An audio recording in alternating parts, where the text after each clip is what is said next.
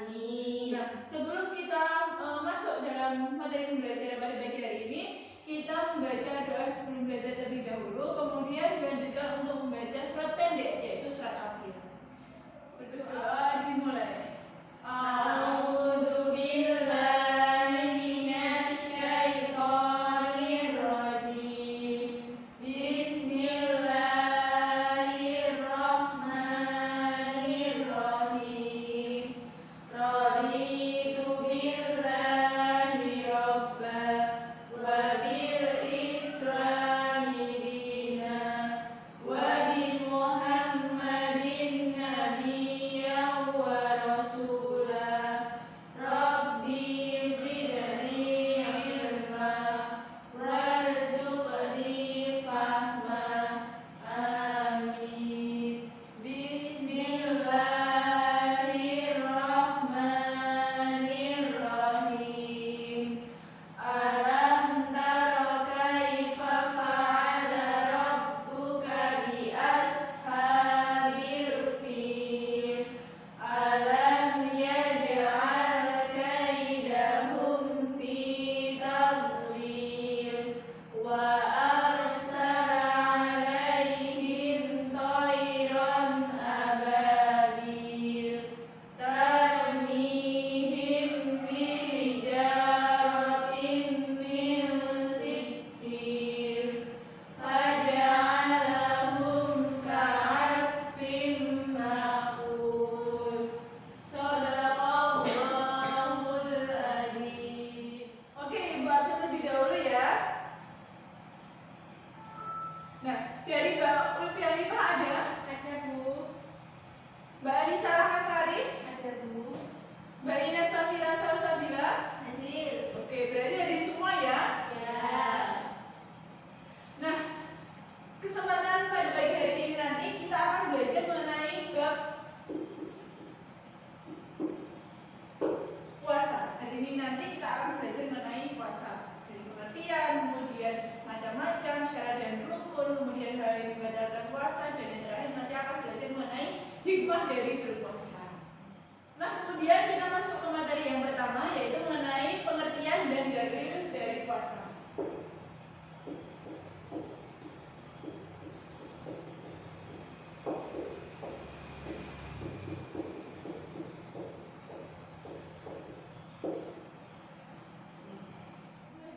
Nah, yang pertama kita akan pelajari mengenai bab puasa, yaitu pengertian dan dalil dari puasa. Pengertian dari puasa itu sendiri secara bahasa artinya mencegah atau menahan. Nah, secara istilah itu artinya mencegah atau menahan hawa nafsu dari hal-hal yang membatalkan puasa dari terbit fajar sampai terbenamnya matahari yang disertai dengan suatu niat dan syarat-syarat tertentu. Nah, adapun dalil yang berkaitan dengan puasa itu anak-anak terdapat dalam surat Al-Baqarah ayat 183. Ibu bacakan dulu ya. Bismillahirrahmanirrahim. Ya ayyuhalladzina amanu kutiba alaikumusiyam kama kutiba alal ladzina min qablikum la'allakum tattaqun. Nah, yang artinya apa? Dibaca bersama-sama. Artinya, Hai orang-orang yang beriman, diwajibkan atas kamu berpuasa sebagaimana diwajibkan atas orang-orang sebelum kamu agar kamu bertakwa. nah, jadi dalam Quran surat Al-Baqarah ayat 183 di sini kita itu sebagai umat Islam atau umat Muslim ini kita diperintahkan untuk melaksanakan ibadah puasa, terutama ibadah puasa wajib di bulan Ramadan. Nah, selama 1 bulan penuh, kecuali bagi perempuan yang sedang dalam masa haid itu nanti tidak diperbolehkan untuk puasa. Nah, sebab ibadah puasa di sini itu akan menambah ketakwaan dan keimanan kita kepada Allah Subhanahu wa taala. Sudah paham sampai sini? Paham. Nah, yang kedua yaitu mengenai syarat dan rukun dari puasa. Nah, syarat dan rukun dari puasa itu apa saja?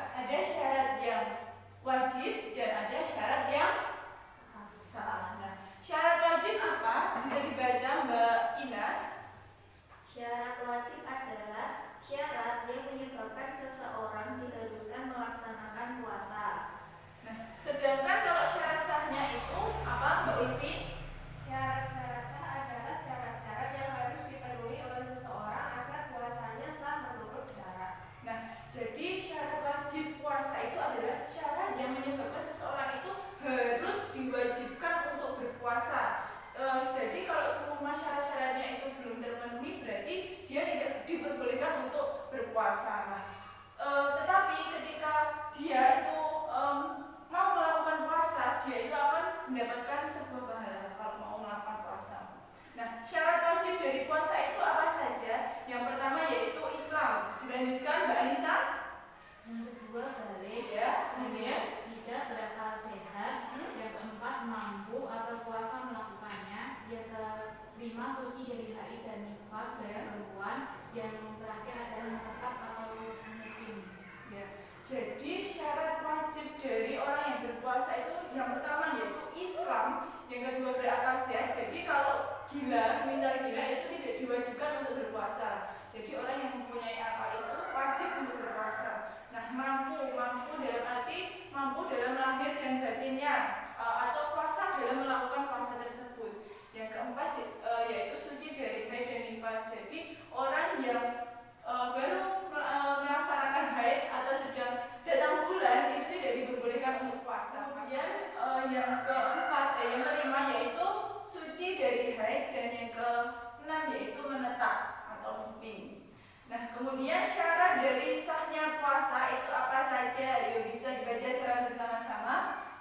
Yang pertama Islam. Yang kedua Tamis. kemudian Suci dari haid dan nifas. yang terakhir Bukan pada hari-hari yang diharapkan. bukan dari hari-hari yang diharapkan itu nanti akan kita bahas di macam-macam dari puasa. Nah, hari-hari apa saja yang tidak diperbolehkan puasa gitu ya. Nah, kemudian yang selanjutnya yaitu mengenai dari rukun puasa. Nah, rukun puasa itu ada berapa, Mbak Ines? Ada 20. Apa saja? Yang pertama niat. Yang kedua Meninggalkan segala sesuatu yang membatalkan puasa, mulai dari terbit fajar hingga terbenamnya matahari. Nah, niat puasa itu adalah niat yang menyengaja untuk berpuasa. Jadi sebelum kita berpuasa di terbit fajar itu kita sudah berniat dalam hati kita sendiri.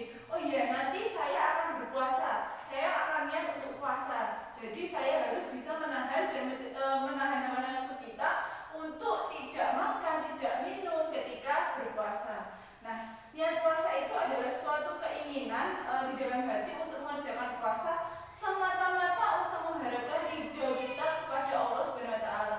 Nah, karena untuk menjalankan perintahnya juga dan menjauhi segala larangannya. Karena puasa itu di dalamnya itu terdapat ibadah yang dapat kita ambil sehingga kita akan menjadi orang yang lebih bertakwa dan beriman kepada Allah SWT.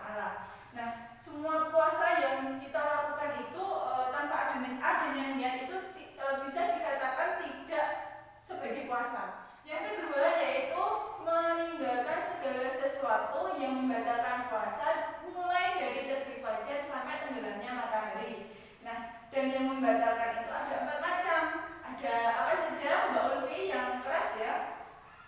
Yang pertama segala sesuatu yang masuk ke dalam rongga melewati mulut berupa makanan atau minuman. ya. Yang kedua, sengaja muntah. Ya, sedangkan yang tidak disengaja itu tidak membatalkan puasa. Stop. Mbak Ines, dilanjutkan. Lalu yang ketiga, istimna, yaitu sengaja mengeluarkan sperma baik karena ciuman dengan istri atau sentuhan, maka hukumnya batal. Sedangkan jika karena melihatnya saja, berpikir saja, itu tidak membatalkan puasanya. Yang terakhir yaitu Mbak Anissa.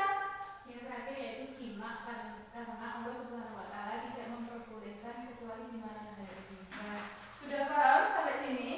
Paham? Ada 4 macam apa saja. Yang pertama yaitu segala sesuatu yang masuk ke dalam rongga melalui mulut. Jadi kalau disengaja untuk makan berarti itu membatalkan untuk puasa. Nah, yang kedua sengaja muntah. Tapi kalau muntahnya itu tidak disengaja itu tidak batal. Nah, kemudian istimna tadi sudah dijelaskan sama Mbak Ines, yaitu mengeluarkan sperma baik karena ciuman dengan istri maupun suami atau sentuhan, itu hukumnya akan batal. Sedangkan jika melihat saja itu akan atau berpikir itu tidak akan membatalkan. Nah, yang terakhir yaitu jima. Karena jima pada puasa itu tidak diperbolehkan oleh Allah SWT kecuali dalam malam hari. Nah, kemudian yaitu mengenai hal-hal yang membatalkan dari puasa. Itu tadi yang berkaitan dengan sebelumnya, materi sebelumnya.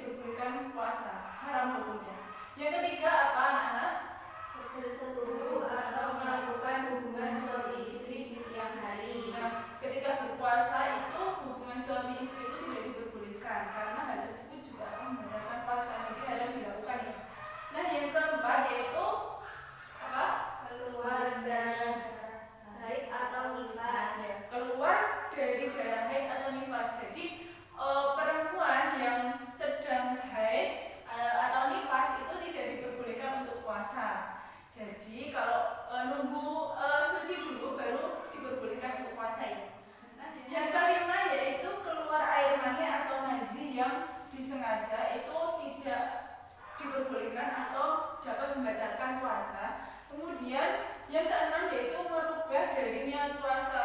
Kalau misal puasa niatnya itu yang awalnya saya niat berpuasa untuk mendapatkan ridho Allah Subhanahu wa taala semata-mata gitu kan. Tapi suatu saat di siang hari itu merubah niatnya. Saya puasa ingin dipuji oleh orang-orang di sekitar saya. Nah, kayak gitu tidak boleh dilakukan. Jadi merubah niat puasa itu dapat membatalkan puasa.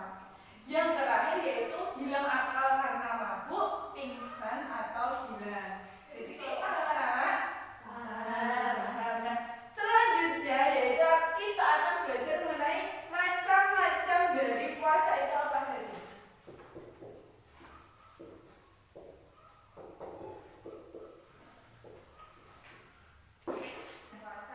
Macam-macam dari puasa itu ada 4 macamnya. Yang pertama yaitu puasa wajib, kemudian puasa sunnah, puasa makruh dan yang terakhir yaitu puasa haram.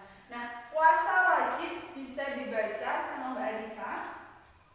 Puasa wajib yaitu puasa yang jika dilaksanakan mendapatkan pahala, jika ditinggalkan mendapatkan dosa. Contohnya puasa Ramadan, puasa Nazar, dan puasa Kifarah. Nah, puasa wajib itu puasa yang wajib kita lakukan. Jadi kalau kita tidak melakukan, kita akan mendapatkan dosa dan kita itu nanti akan dianggap sebagai hutang. Nah, bentar lagi kan kita mau puasa Ramadan. Nah, itu salah satu contoh dari puasa wajib yang harus kita lakukan besok. Nah, yang kedua yaitu mengenai puasa sunnah. Puasa sunnah itu apa, Mbak Ulfi?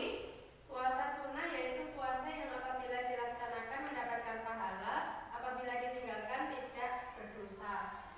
Jadi puasa sunnah itu puasa yang tidak wajib. Kalau mau melaksanakan, ya akan mendapatkan pahala. Kalau mau meninggalkan, ya tidak mendapatkan dosa. Kayak gitu. Nah, contohnya itu apa saja, Mbak Inas? Contoh puasa sunnah yaitu puasa Senin Kamis, Ya. puasa 6 hari di bulan Syawal, Ya. puasa Daud, Ya. puasa Arafah, puasa Asyura yaitu pada 10 Muharram, Ya. dan puasa Muharram. Ya. Nah, yang ketiga yaitu mengenai puasa makruh.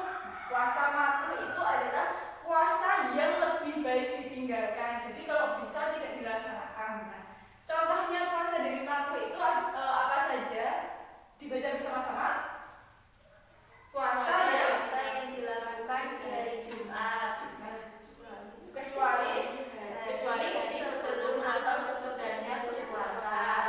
Puasa sunnah pada paruh kedua bulan Sya'ban. Nah, yang terakhir yaitu mengenai puasa haram. Bisa dibaca bersama-sama anak-anak. Puasa Puasa yang apabila dilaksanakan mendapat dosa, apabila ditinggalkan mendapat pahala. Nah, jadi puasa haram di sini itu kebalikan dari puasa Wajib. Kalau puasa wajib tadi apa? Puasa yang dilaksanakan mendapat pahala, dan jika ditinggalkan dapat dosa. Nah, jadi kebalikan dari puasa haram ini. Kalau puasa haram kita tidak diperbolehkan untuk puasa. Nah, kalau misal kita melakukan puasa, kita malah justru mendapatkan dosa. Selanjutnya yaitu contohnya apa, Mbak Inas? Puasa di hari Tasyrik yaitu pada tanggal 11, 12, dan 13 bulan Zulhijjah. Nah, kemudian dilanjutkan Mbak Anissa. Puasa pada hari Syak atau 30 Sya'ban. Kemudian yang terakhir apa, Mbak Ulfi, bisa dilanjutkan?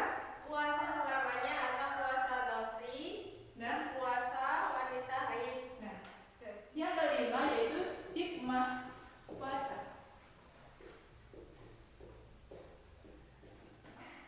Nah, jadi hikmah puasa itu di dalamnya itu terdapat ibrah-ibrah atau keutamaan di dalamnya.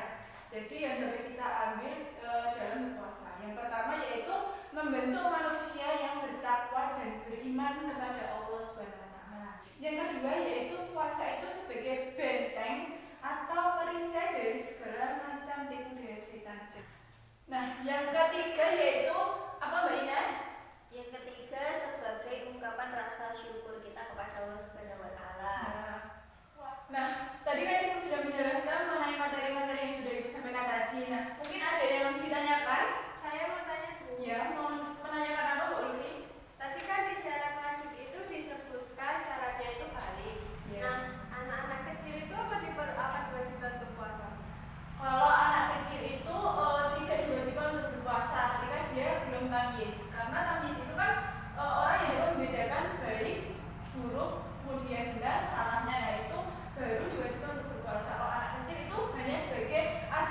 tidak untuk berpuasa. Jadi tidak diperbolehkan puasa, atau kalau nggak puasa juga nggak apa-apa gitu. Tapi kalau semua tamyiz atau orang sudah mampu membedakan mana yang baik dan mana